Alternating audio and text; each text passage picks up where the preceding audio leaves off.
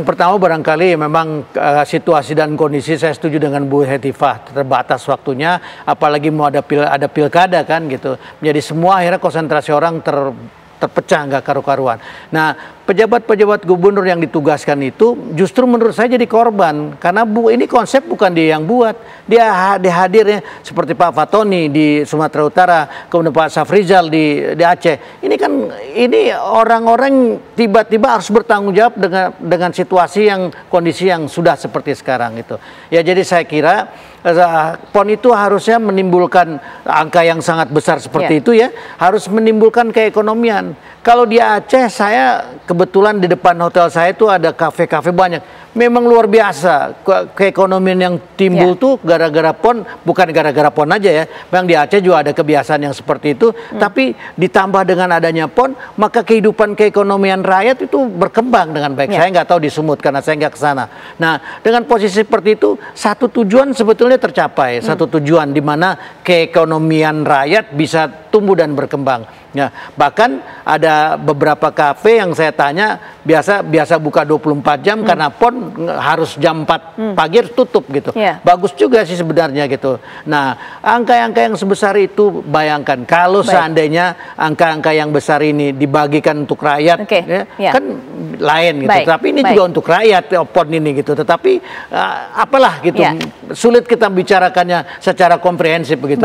Kita lanjutkan kembali mengenai proses pertandingan, kinerja ataupun kepemimpinan wasit yang memimpin jalannya pertandingan sepak bola Sulteng dengan Aceh yang akhirnya berbuntut KO. Ini wasit dipukul oleh salah seorang pemain Sulteng. Bang Susik yang juga merupakan manajer dari tim Sulteng sudah bersama kita. Baik, menyambung pertanyaan yang sempat saya sampaikan sebelum jeda tadi, Bang Susik. Anda menduga bahwa ada sesuatu yang memang diatur dalam pertandingan ini yang akhirnya mungkin lebih condong, lebih menguntungkan tuan rumah, sehingga kemudian sampai perangkat pertandingan ini diganti, bukan seperti yang awal direncanakan. Seperti itu, Bang Susik? Ya, kami mencurigai ketika perpanjangan waktu injury time itu kan diberikan waktu kurang lebih 13 menit. Setelah kami mengikuti 13 menit, itu sudah lewat waktu tapi enggak tiup ya, enggak diselesaikan. Saya proteslah ke inspektur pertandingan.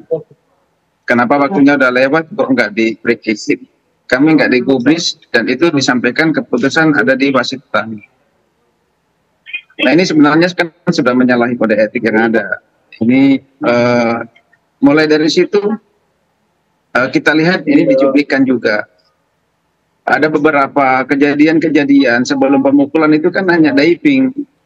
Pemain kami nggak melakukan apa-apa, akan tetapi ditunjuk titik putih. Nah, ini yang sungguh luar biasa kepemimpinan wasit yang seperti ini. Jadi kita sangat kecewa. Kita dari daerah berharap PON ini akan menjadikan atlet-atlet yang mungkin bisa akan berkembang di skala nasional, akan tetapi diciderai dengan kondisi wasit yang seperti itu. Baik. Bang Susik, kami memang pahami apa yang dikeluhkan oleh tim Sulteng pada saat itu, tapi tentunya juga apapun alasannya tidak membolehkan pemain kemudian melakukan penganiayaan, memukul tersebut terhadap wasit yang memimpin pertandingan. Nah, ada tindakan khusus dari tim ataupun juga mungkin Bang Susik kepada pemain yang melakukan hal tersebut? Ya, untuk pemain yang melakukan pemukulan ya kami secara atas nama Provinsi Sulawesi Tengah meminta maaf kepada seluruh masyarakat yang sempat melihat pertandingan malam itu. Saya memohon maaf ketika anak asuh saya, tim saya melakukan pemukulan, dan ini terjadi dengan spontan, tidak ada direncanakan dan tidak ada diatur. Karena kenapa? Pemain ini adalah pemain lini belakang, karena sudah dalam kurun waktu 45 menit terlalu banyak kecurangan-kecurangan yang dilakukan oleh wasit, secara otomatis pemain kami yang di bagian belakang yang notabene adalah pertahanan itu pasti akan geram. Nah, ini kami juga sudah melakukan membina adik Rizky yang melakukan pemukulan, dan adik Rizky juga menyampaikan sudah minta maaf. Insya Allah kami sesampai di Sultan besok nanti kita akan lakukan konferensi pers kepada adik Rizky, kepada seluruh masyarakat seluruh Indonesia, terutama di masyarakat Sultan. Ya, baik. Ibu Hetifah, melihat apa yang terjadi, ada beberapa kejadian menodai jalannya pertandingan, termasuk bukan hanya ini saja, Ibu. Nanti ini untuk bisa menentukan apakah betul wasit tersebut melakukan penyimpangan dalam bertugas, tim investigasi dari PSSI akan bekerja lebih jauh dan memberikan keputusan. Tapi setidaknya ada dari cabang tinju juga sudah diberikan vonis oleh Pertina, ini dinonaktifkan selama PON ini berlangsung. Bu Hetifah, silakan. Iya, jadi terima kasih ya. Nanti Bu Nigara juga masih ada PR ya, karena tadi Bang Susik juga menyampaikan satu penyesalan ya dengan adanya kejadian ini, dan kita semua sih, sebetulnya termasuk kami juga di Komisi 10 sangat menyayangkan ya ada insiden seperti ini, dan tentu saja tindakan tegas harus segera diambil oleh pihak-pihak yang berwenang untuk mengusut kejadian ini. Jadi tim investigasi ditunggu ya hasilnya, karena evaluasi nanti juga hasil dari tim ini juga menjadi masukan terkait dengan regulasi dan mekanisme pengawasan, sehingga jangan sampai ke depan hal seperti ini di masa mendatang itu terjadi kembali ya.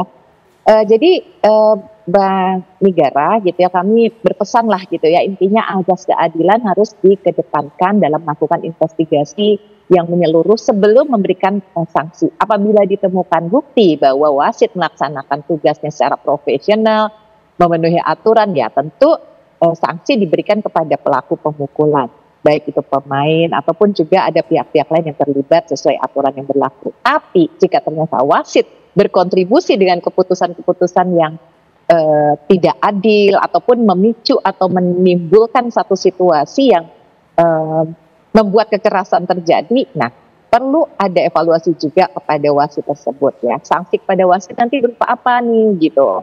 Apakah pelatihan ulang, pencabutan sertifikasinya, atau sanksi administrasi lain?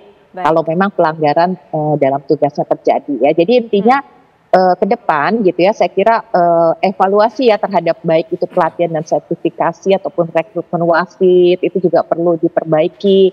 Kemudian juga edukasi terkait dengan etika di dalam olahraga ya, gimana supaya kita semua lebih disiplin dan fair play. Terus kemudian juga hal-hal yang terkait dengan mekanisme penyelesaian konflik ya, apabila ada konflik terjadi antara pemain, pelatih, wasit. Jadi banyak nih PR-PR yang menjadi pembelajaran dari kejadian.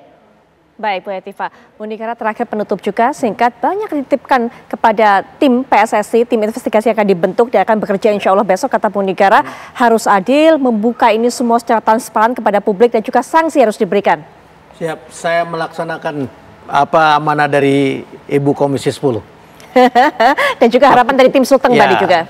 Tentu harapan kita semua gitu ya, harapan semua. Dan yang paling penting barangkali apresiasi saya kepada Mas Dito ya, Menteri Pemuda dan Olahraga yang terpaksa harus kelang kabut nih seperti ini gitu kan. Bagaimana beliau terpaksa harus turun, memberikan keterangan pers dan sebagainya karena situasi dan kondisi. Jadi saya kira apresiasi untuk Menpora ini sangat tinggi dari saya, begitu Putri. Baik, Bu Nigara, terima kasih sudah meluangkan waktu memberikan pandangannya. Bu Hetifah juga terima kasih. Ini kan jadi catatan bersama kita, evaluasi untuk pelaksanaan PON-PON berikutnya. Dan Bang Susik juga terima kasih sudah meluangkan waktu. Kita tunggu tadi Bang Susik katakan ketika sudah kembali ke daerah akan melaksanakan konferensi pers, termasuk juga nanti kita tunggu bagaimana kelanjutan hasil investigasi dari tim yang akan dibentuk PSSI. Bang Susik, sekali lagi terima kasih kepada para narasumber. Selamat malam. Wassalamualaikum warahmatullahi wabarakatuh. Waalaikumsalam warahmatullahi wabarakatuh. Ya, selanjutnya Ken Arna juga akan menyapa Anda kembali dengan rangkaian kabar-kabar menarik. Silakan Ken. Ya, betul sekali Putri Viola dan juga pemirsa, apa kabar Indonesia Malam masih akan kembali hadir menemani Anda. Kami akan menghadirkan informasi dari Ibunda Mendiang Dr. Aulia Risma Lestari, mahasiswi PPDS Anestesi Universitas Diponegoro yang menyebutkan telah mengadukan beban kerja Dr. Aulia yang berlebihan kepada Kepala Prodi kampus, namun tak pernah ditanggapi. Saat lagi informasinya.